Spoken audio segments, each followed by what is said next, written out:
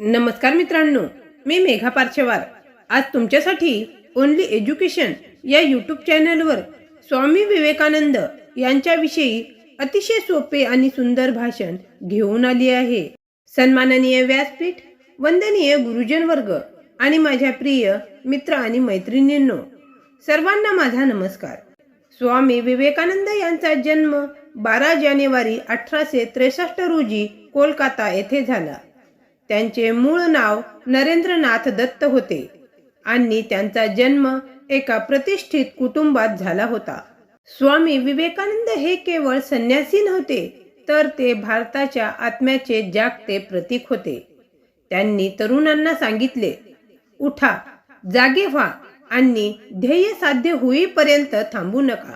हे वाक्य आजही युवकांच्या रक्तात स्फूर्ती निर्माण करतो। त्यांचे विचार आत्मविश्वास, कर्तव्य भावना आणि राष्ट्रभक्तीने परिपूर्ण होते।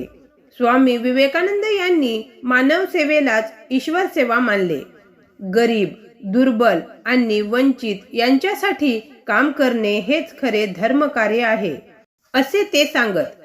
त्यांनी युवकांना शारीरिक, मानसिक आणि नैतिकदृष्ट्या बळकट होण्याचा संदेश दिला। आजच्या स्पर्धेच्या युगात स्वामी विवेकानंदांचे विचार अधिकच मार्गदर्शक ठरतात। आपण जर त्यांचे विचार आचरणात आणले तर आपण नक्कीच एक सक्षम, सशक्त आणि आत्मनिर्भर भारत घडवू शकतो। मित्रांनो, एवढे बोलून मी माझे छोटेसे भाषण संपवते।